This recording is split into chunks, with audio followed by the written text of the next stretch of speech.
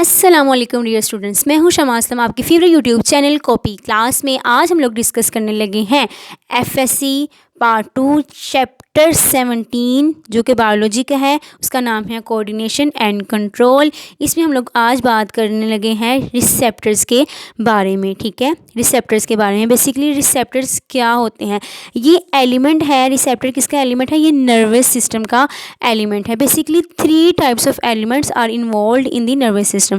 First है हमारे पास receptors, दूसरा है न्यूरॉन्स और थर्ड इज़ द इफेक्टर। जो सबसे पहले हम लोग जिसकी बात करने लगे हैं, आज हमारा जो टॉपिक है वो है रिसेप्टर्स के बारे में। ठीक है, जब भी रिसेप्टर का हमारे पास माइंड में आता है तो बहुत ज़्यादा रिसेप्टर्स जो है ना, उसकी क्लासिफिकेशन की जो है ना कैटेगरीज वो हमारे माइंड में स्केच बना लेती हैं। ठीक है, तो सबसे पहले हम लोग डिफ़ाइन करते हैं किसको?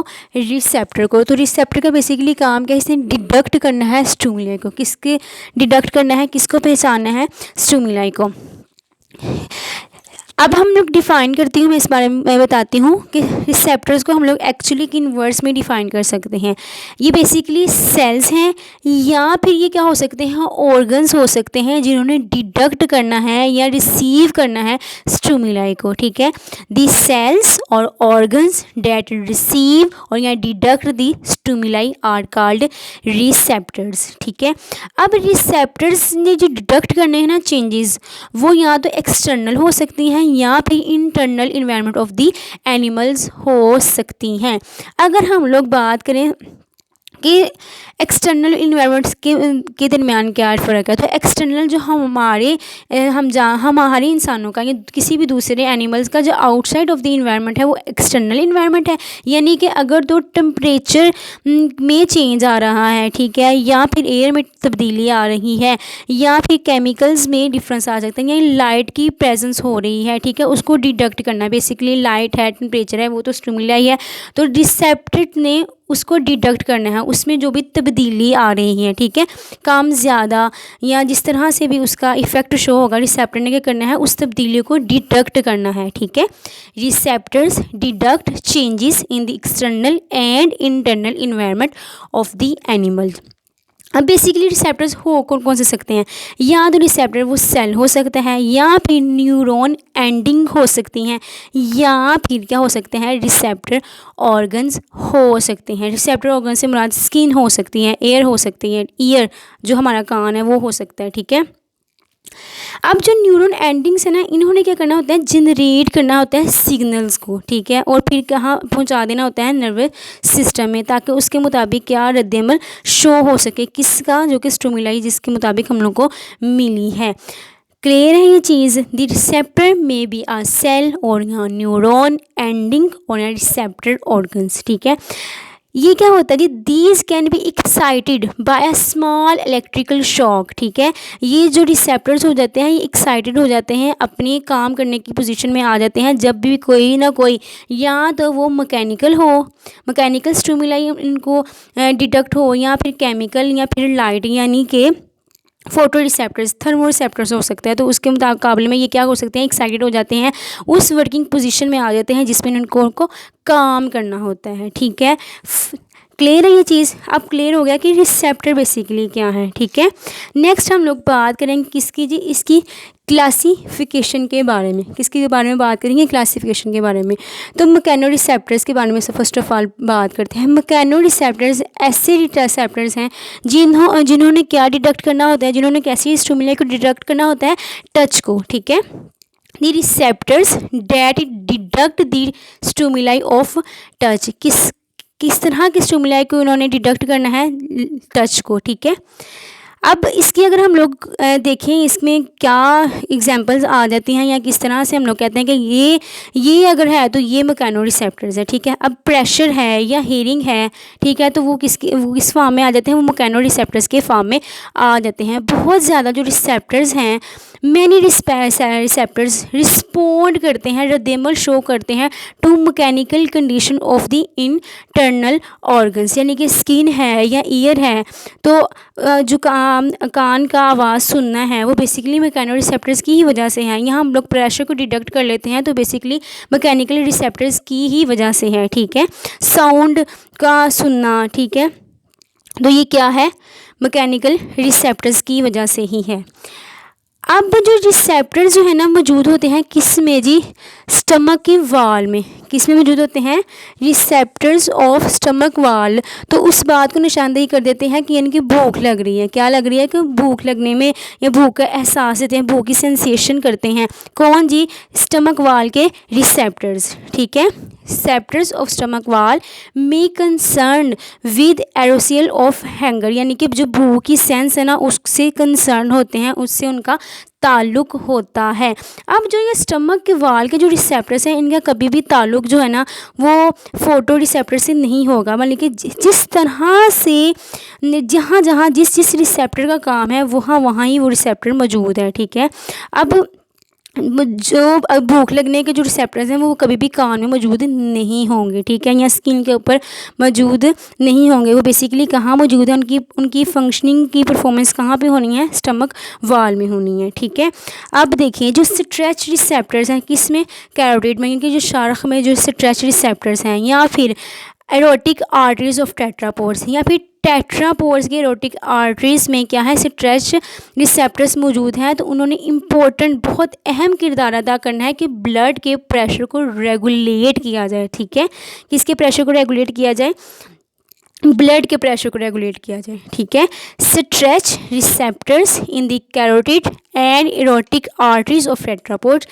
Have important role in the regulation of blood pressure. ठीक है, ये कभी भी, अब जो स्ट्रेच रिसेप्टर्स हैं कभी भी हम लोग को स्टमक के वाल में हम लोग स्टडी नहीं करेंगे, बल्कि कहाँ पे स्टडी करेंगे, कैरोटिड में या फिर टेट्रापोड्स की एरोटिक आर्टरीज में। क्लियर है ये चीज़। अब जो the endings with similar properties are found in the bronchial vessels of fishes. ठीक है, ये भी हम लोग फिशेस में भी हम लोग इसमें स्टडी कर सकते हैं।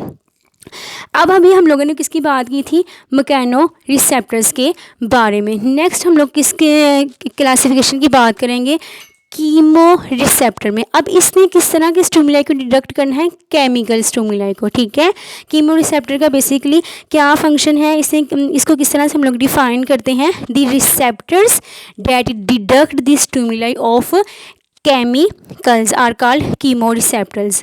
देखिए, अगर स्मेल है या टेस्ट है तो कोई ना कोई केमिकल्स ही तो इन्वॉल्व है। रिसेप्टर्स मौजूद हैं तो हम लोग ये सेंस कर रहे हैं, या मतलब कि सेंस कर रहे हैं स्मेल की, कि इसकी खुशबू अच्छी है या नहीं, टेस्ट अच्छा है, जायका है, बद जायका है, ड्यू टू कीमो रिसेप्टर्स। किसकी मौजूदगी है यहाँ पे, कीमो रिसेप्टर्स की मौजूदगी है। या फिर अगर बात करें कि ब्लड में कार्बन डाइऑक्साइड की ज़्यादा कंसनट्रेशन है या कम कंसनट्रेशन है, तो वो बेसिकली कीमो रिसेप्टर्स ही हमें इस बात की निशानदेही करते हैं कि इसमें ज़्यादा कार्बन डाइऑक्साइड की कंसनट्रेशन है या फिर कम। ठीक है, या ऑक्सीजन की ब्लड में ज़्यादा कंसनट्रेशन है या कम। ठीक है, क्लियर है ये चीज़। और इन सबको कंट्रोल किया जाता है, कौन बताता है और कहाँ पे इसकी लोकेशन होती है, ये हाइपोथैलेमस में। ठीक है, ये रिसेप्टर्स कहाँ पे मौजूद होते हैं, chemo receptors in the hypothalamus. वो डिडक्ट करते हैं कि ये यहाँ पे ब्लड में कार्बन डाइऑक्साइड की कंसंट्रेशन ज़्यादा है या कम है, या ऑक्सीजन का ब्लड में क्या लेवल है क्या नहीं। ठीक है, तो बेसिकली क्या मौजूद है, सेंसेशन के लिए कीमो रिसेप्टर्स मौजूद हैं। उन्होंने हमें इस बात की निशानदेही करनी है कि स्मेल कैसी है, या इस खाने का या देखने का कैसा, खाने की बात करूँगी, टेस्ट वगैरह कैसा है। ठीक है, अब बात हो गई कीमो रिसेप्टर्स की हो गई। नेक्स्ट हम बात करते हैं कि किसकी, नोसी रिसेप्टर्स की। अब बेसिकली इसने क्या करना है, पेन की सेंसेशन करनी है। किसकी सेंसेशन करनी है, पेन की सेंसेशन करनी है। ये बेसिकली होते हैं क्या जी, अनडिफ्रेंशिएटेड एंडिंग्स हैं जिन्होंने प्रोड्यूस करना होता है दर्द का एहसास। ठीक है, which produce the sensation of pain. Clear है ये चीज़। नेक्स्ट हम लोग जिस रिसेप्टर की बात करने लगे हैं वो है फोर्थ टाइप है किसकी, रिसेप्टर्स की, थर्मो रिसेप्टर्स। क्या है, थर्मो रिसेप्टर्स। इन्होंने रिस्पॉन्स करना होता है कूल में या वार्म थे। देखिए, अगर तो सर्दी लग रही है तो उस तरह से थर्मो रिसेप्टर्स ने अपना रद्दमल शो करना है, अगर तो गर्मी लग रही है तो उस तरह से उसने अपना रद्दमल शो करना है। क्लियर है ये चीज़। थर्मो रिसेप्टर्स को हम लोग डिफाइन करते हैं तो इस तरह से, the receptor that show response in cold and warmth. Clear है ये चीज़। नेक्स्ट हम लोग जो लास्ट कैटेगरी है वो हम लोग डिस्कस करने लगे हैं फोटो रिसेप्टर के बारे में। फोटो रिसेप्टर में जो स्टिमुलाई होगा वो क्या होगा, लाइट। फोटो मतलब के लाइट, किसकी डिटेक्शन करनी है, लाइट की। अब लाइट की फोटो रिसेप्टर को दूसरे लफ्ज़ों में हम लोग ये कह देंगे इलेक्ट्रोमैग्नेटिक रिसेप्टर्स हैं। क्या है, जो कि लाइट को डिटेक्ट करते हैं, इलेक्ट्रोमैग्नेटिक रिसेप्टर्स हैं। ये ऐसे रिसेप्टर हैं जिन्होंने लाइट के स्टिमुलाई से रद्देमल शो करना है। The receptors that respond to stimuli of light. ठीक है, अगर हम लोग इस फोटो रिसेप्टर की एग्जांपल देखें तो हमारी आंखें हैं। ठीक है, कभी भी फोटो रिसेप्टर जो है ना वो कभी भी हमारी स्किन में मौजूद, हमारी जो है ना स्किन में मौजूद नहीं होंगे। जो कि सब जो स्किन में रिसेप्टर्स मौजूद होंगे वो बेसिकली मैकेनो रिसेप्टर्स होंगे, जैसे कि टच को, प्रेशर को वो डिटेक्ट करेंगे। क्लियर है ये चीज़। जिस तरह का जहाँ फंक्शंस होगा उस तरह के वहाँ पे रिसेप्टर्स अवेलेबल होंगे। फोटो रिसेप्टर्स यानी कि इसने लाइट को डिटेक्ट करना है, ठीक है, लाइट के स्टिमुलाई को डिटेक्ट करना है, उसके मुकाबले में रद्देमल शो करना है, तो ये कहाँ पे मौजूद होंगे, आइज़ में मौजूद होंगे। ठीक है, और जैसे कि रोड्स और कॉन्स कहाँ मौजूद होते हैं, रेटिना में, जो कि क्या है, लेयर ऑफ आइज़। ठीक है, और इन्होंने क्या करना है, कम है लाइट या फिर ज़्यादा है उसके मुकाबले में इन्होंने रद्देमल शो करना है। ठीक है, फोटो रिसेप्टर्स की बात होगी। ये थी क्लासिफिकेशन ऑफ रिसेप्टर्स। अब हम बात करते हैं नेक्स्ट के मॉड्यूलेशन ऑफ सेंसेशन के हिस्सों को किस तरह से महसूस किया जाता है। ठीक है, each principal type of sensation that we have experience, pain हो, टच हो, देखना हो, आवाज़ हो या सोन कोई भी हो, ठीक है, तो उसमें उसको किस तरह से उसको किया जाता है, बेसिकली किस तरह से महसूस किया जाता है, तो उस प्रिंसिपल टाइप ऑफ सेंसेशन को हम लोग मॉड्यूलेटी ऑफ सेंसेशन का नाम देते हैं। क्लियर है ये चीज़। नर्व फाइबर्स हमेशा क्या करते हैं, ट्रांसमिट करते हैं इम्पल्सिस को, क्या करते हैं, मैसेजेस को ट्रांसफ़र करते हैं। अब क्वेश्चन ये अराइज होता है कि how different nerve fibres transmit करती हैं डिफरेंट मॉड्यूलेशन ऑफ सेंसेशन, कि कैसे मुख्तलिफ तरह के डिफरेंट जो नर्व फाइबर जो है ना वो ट्रांसफ़र करते हैं मॉड्यूलेशन ऑफ सेंसेशन को। क्लियर है ये चीज़। तो अब इसका सवाल का इसका नेक्स्ट हम लोग जवाब डिस्कस करेंगे। क्वेश्चन ये है, दोबारा रिपीट कर रही हूँ, how different nerve fibres transmit कर डिफरेंट मॉड्यूलेशन ऑफ सेंसेशन।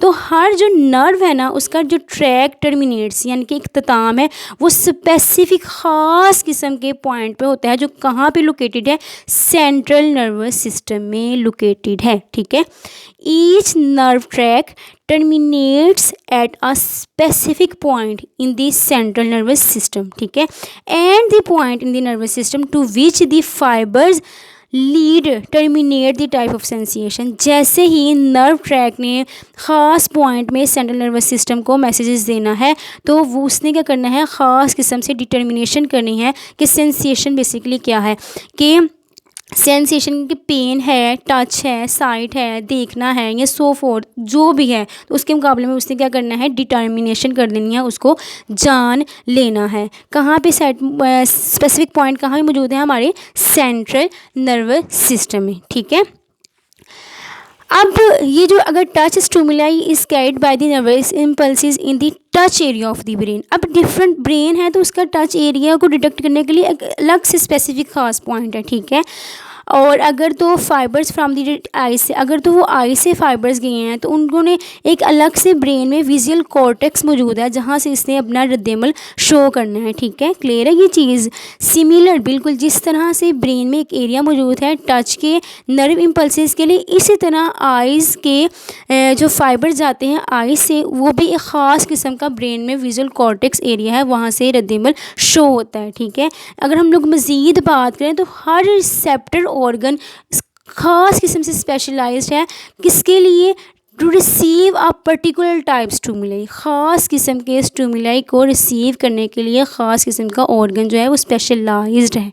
ठीक है, और इसको कहाँ पे कैद किया जाता है, ख़ास किस्म के ब्रेन के एरिया में। ठीक है, दोबारा दूसरे लफ्ज़ों में कह रही हूँ, each receptor organ is specialized to receive a particular type stimulus and is carried to the particular area of the brain. ठीक है, अब ख़ास किस्म का जो हम लोग वर्किंग देखने लगे हैं वो किस में, working of sensory receptors with special reference of skin. किसके रेफरेंस में, स्किन के रेफरेंस में। ये सारा का सारा जो स्ट्रक्चर है ना वो बेसिकली स्किन का दिखाया हुआ है। अब मीजनर जो कैप्सूल है वो है टच को स्टिमुलेट करेंगे, पैसिनियन कैप्सूल प्रेशर को, रिफाइनिंग एंडिंग्स भी प्रेशर को। ये डर्मिस है, ठीक है, ये रूट हेयर प्लेक्सिस है, इनका काम भी बेसिकली टच को ये डिटेक्ट करने में हेल्प करेंगे। ठीक है, क्रायूस एंड बल्ब है, इनका भी प्रॉपर फंक्शन है। मिरेकल डिस्क है, इनकी टच में हेल्प करेंगे। ठीक है, फ्री एंडिंग नर्व है, इन्होंने पेन, हीट, कूल, इसको क्या करना है, डिडक्ट करना है। अब हम लोग थोड़ी सी इसके वन बाय वन इसको डिस्कस करेंगे मीजनर कैप्सूल के बारे में। बेसिकली इनकी लोकेशन कहाँ पे है और इनका वर्किंग क्या है। अब ये मीजनर कैप्सूल कहाँ में मौजूद होते हैं, ये है पेपिलिया, ये उभरी हुई जो जगह है ना वहाँ से ये मौजूद है। Which extend into the reads of the finger tips.